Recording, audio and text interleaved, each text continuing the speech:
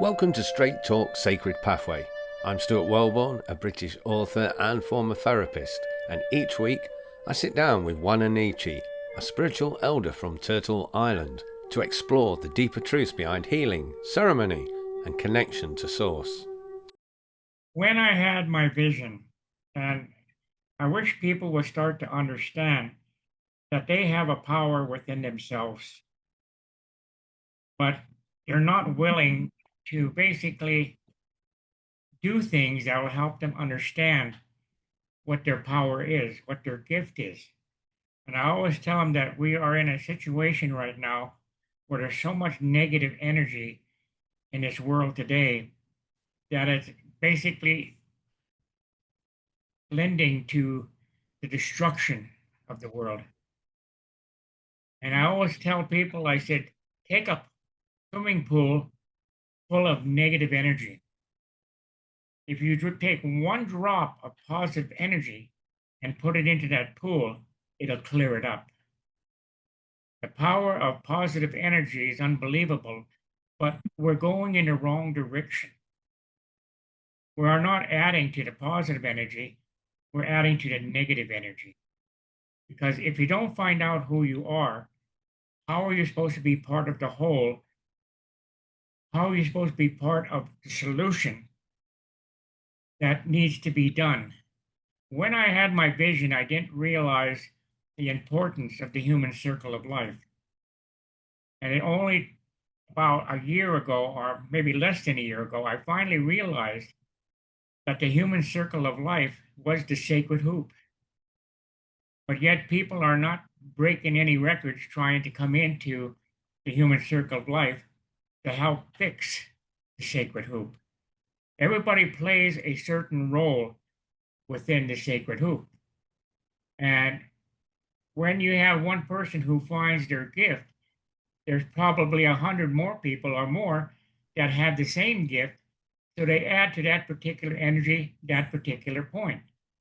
And what they don't realize, in order for the positive energy to exist and to do what it's supposed to do, you have to complete the circle. There's 144,000 points of light. We need to fill each one of them so that we can utilize the total positive energy effect that can destroy all the negative energy. But again, people want people to tell them exactly who they are, or when they get the information, it's not the right information because we don't have the right to tell people who they are. We have the right to give them the tools so they can find out who they are, because then you own it. It belongs to you and no one can take it away. It's just like I've always wanted to do a picture, have somebody paint the picture. I remember the warrior with his head down and the horse's head down, and his spear pointing towards the ground. To me, that's a defeatist look, like giving up. I want to do a picture with that, but I wanted three Indians riding away, giving that Indian the finger because when you fill people with these type of images, it creates a very negative thing. Even though the guy, whoever painted it, wanted to symbolize something else, people look at it as defeat. Well, it is a depressing image, isn't it? Yeah. So if we do not start to realize the importance to find out who we are and what energy we belong to, then everything's going to be lost. But every prophecy that has been made, when I had my prophecies to me, one of the things that I came to realize that the prophecy that they give you doesn't have to happen because you have the power to change it.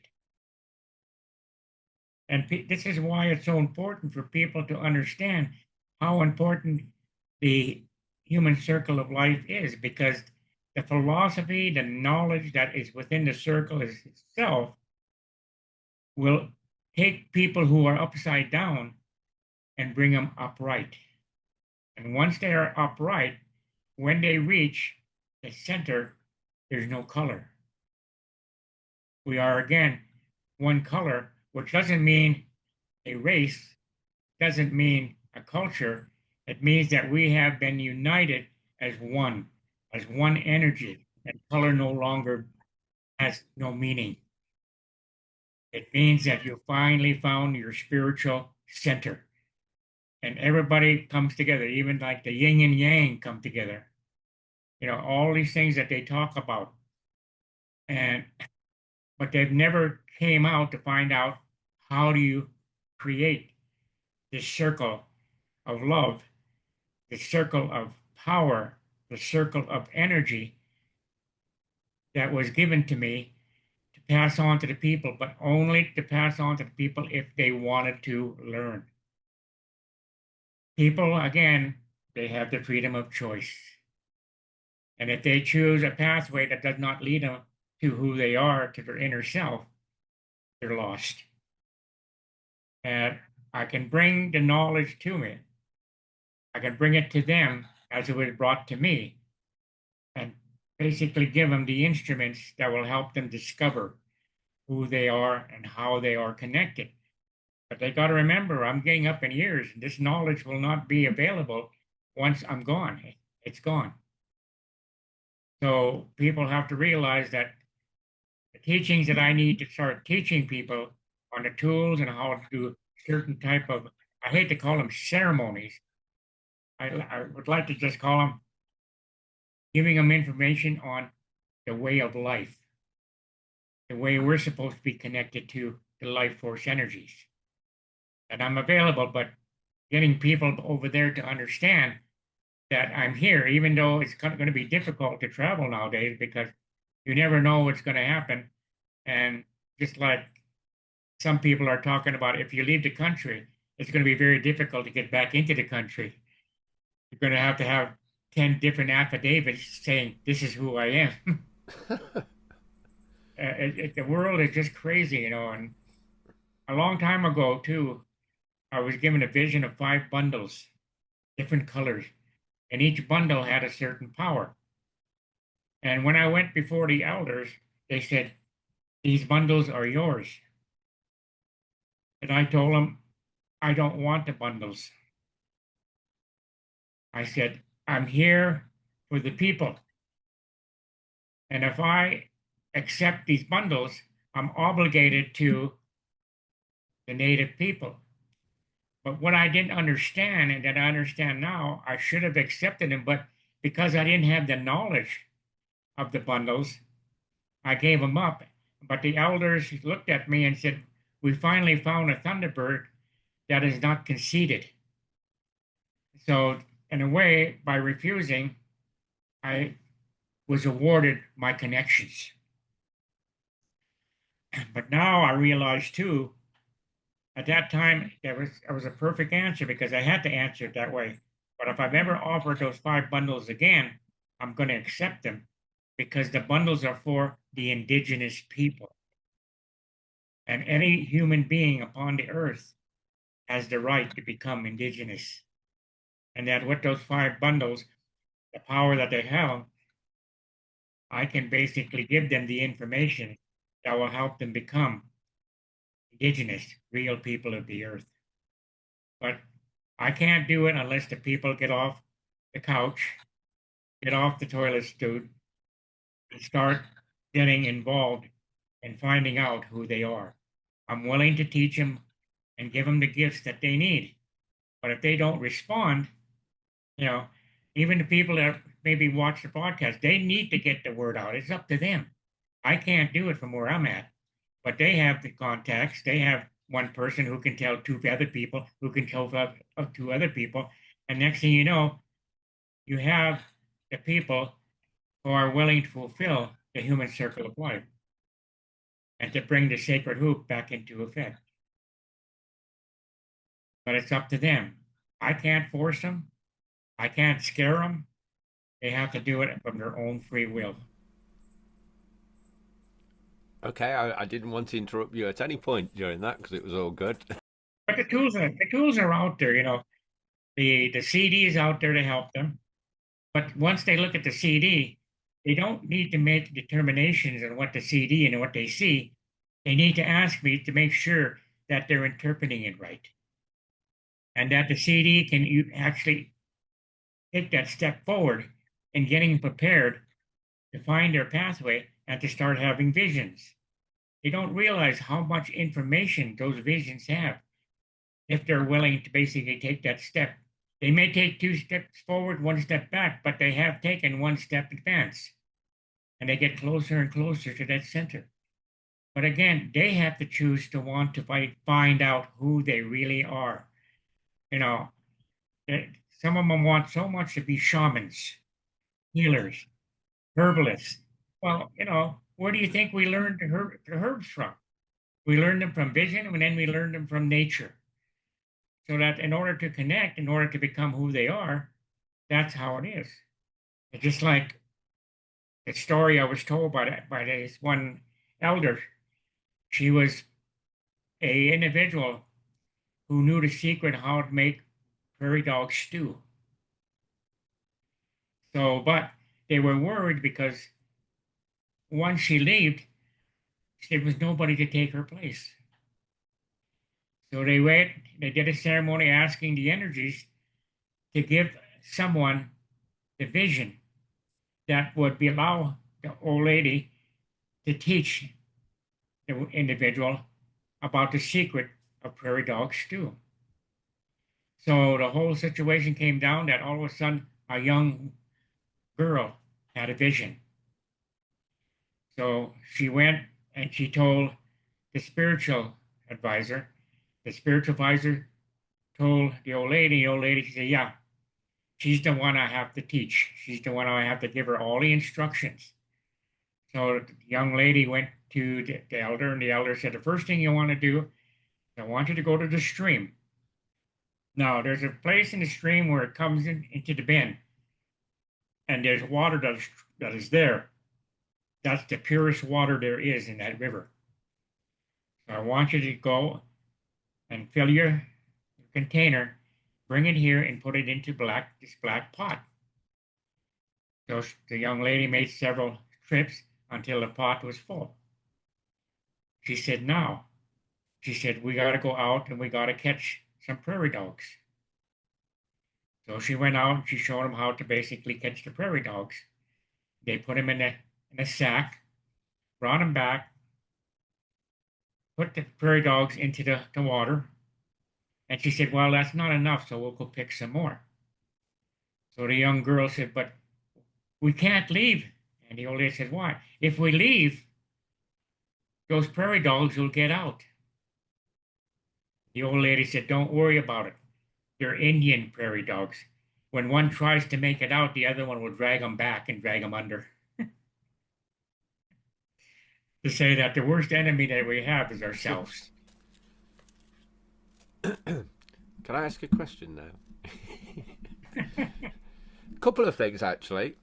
First of all, you said when, and I hope it's many, many years from now, but when you return home, as you like to call it, that your knowledge would be lost. Does Matthew not know the knowledge that you know? He's learning and he's gaining a lot of knowledge fast. What he has to do is he has to learn how to relay it. Because it's like he said, like the guy said, "Why don't you share your knowledge with a cow?" And the guy says, "The cow would never understand it." So Matthew's at that stage where he says, "Will people understand me? Or is it worth trying to explain something that people will sit there and say, 'What? What are you talking about?'" And he has a lot of knowledge. And it's funny because he's starting to develop that connection. He's starting to develop that messages that are coming from the source of the power. And he's advancing quite quickly. And I've always told him the only thing that you have to learn now is diplomacy. How can you sit there and take all this knowledge and bring it down to the level that people will understand what you're talking about? I said, you got to sit there and you got to build them up, build them up, build them up. until that they're finally find their top level of who they particularly are. So the knowledge, when he went down to Canyon City, he met a medicine woman. And a lot of his answers, I mean, those two connected right away. And she starts sharing knowledge at him that she had never shared with anybody else. Because she felt the connection of how he was connected. So now he wants me to go down and meet her. So we're gonna maybe make a trip this summer and go down to Kansas City to go meet her. It's not bad. It's about 3.5 hour drive. That's not too bad. It's just a kind of a hop away. So he really wants me to go meet her, and she wants to meet me. So we'll go down and it's very spiritual down there. I was laughing at him. He said, "We need to move to Kansas City." I said, "No." He said, "Why is that?" I said, "There's rattlesnakes there. There's scorpions there. There's spiders there." I said, "And it's hot." Right, related, because you mentioned it about this medicine woman. Linda actually, we were talking the other week. It was when we were talking. I'm on about here. At the end of the recording, she sent me a message because I'd said something that I didn't realise. I was dumb on. Let's just say that. What's the difference between a medicine person and a shaman? Well, Because she said to me, they're different. And I was like, oh, that was me being stupid then. yeah, it really isn't anything different. It's just terminology. In fact, I have never liked the word medicine man or medicine woman. I feel that when they said that, they're like they're connected and they're grounded. But a lot of the things they do has nothing to do with being a medicine person. It's being spiritually connected to nature. And the shaman is connected to nature. The medicine person is connected to nature. So I wish I could come up to a different word. The only word I use basically right now is spiritual advisor. That sounds very 21st century. Yeah, yeah, it makes a lot more sense. Uh, and then again, every person has a gift. Every person is connected to some type of energy that heals. So does that make everybody in the world a medicine person if they find out who they are? No, it's just their gift of utilizing that particular energy to help heal people. So a shaman and a medicine person is the same term then. They're same thing, yeah. All right. Linda, if you're watching this either now or on the replay, maybe you need to explain to me why you thought it was different. This is like when I'm walking down the street and say, "How are you?" And I say, "Finish it." "What do you mean? How are you? How are you?" They have an Indian song. Is that actually a real chant, or is that just something that was made up? Yeah. And then No, again, no, no. like I'm asking you because you went that high. Yo, is that an actual real indigenous chant, or was that just something made up for comedy and TV? well, no, chanting is very, very important. In fact, I wish people would just try this one time. You know, just make a chant, say, "Hey, ya, na, hey, hey, ya, na." Okay, you're just repeating something.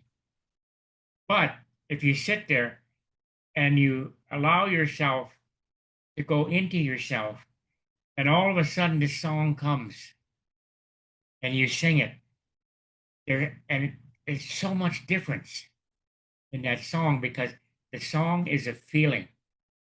That song is a representation of what you're trying to say, but you're saying it in a chant, and you're projecting that what you feel into word that have no meaning except they create a picture, and that picture is being sent up, and there are energies that are listening to it, and they hear you, and they come.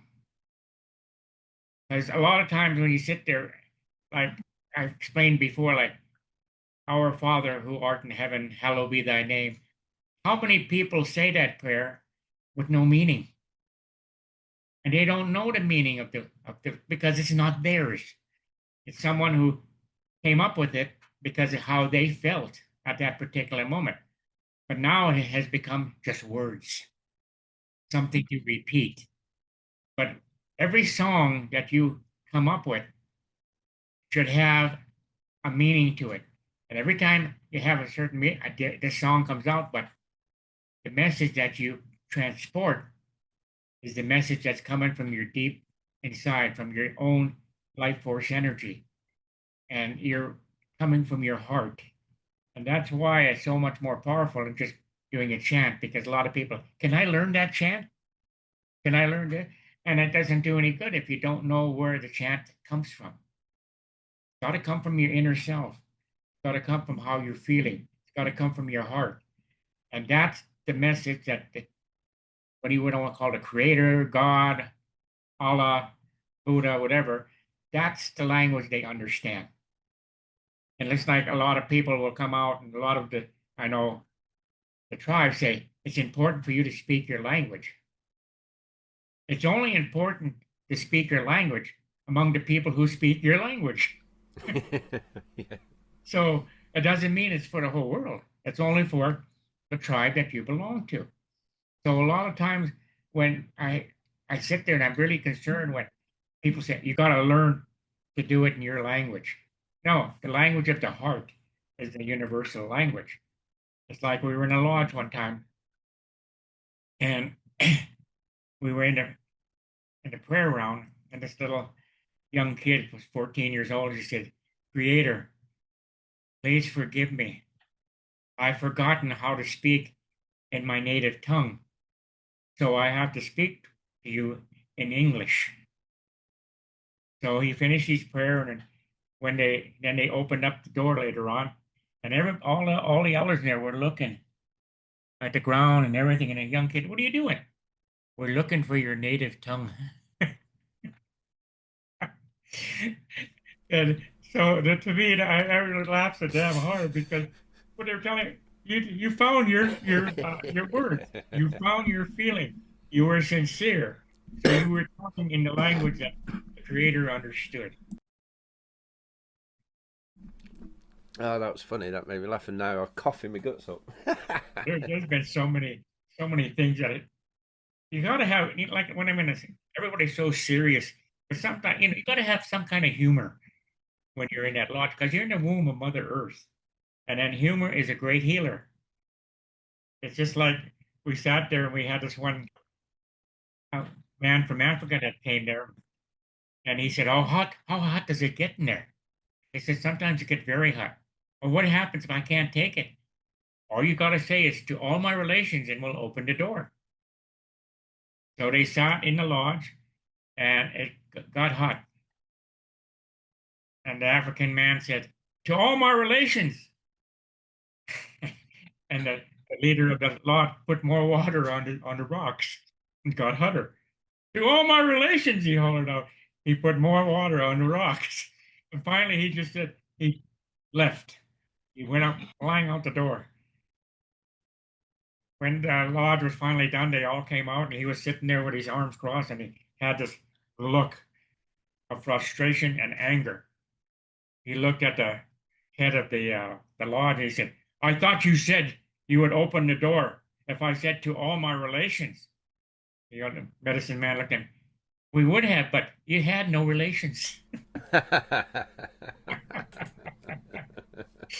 Uh, so sometimes there's quite a bit of humor that needs to be in the lodge itself because humor, when people start laughing, they give up their, how would you say, they give up The the feeling, masks yeah, of that they're wearing. being pressured, and they release this pressure, and then you can take more heat.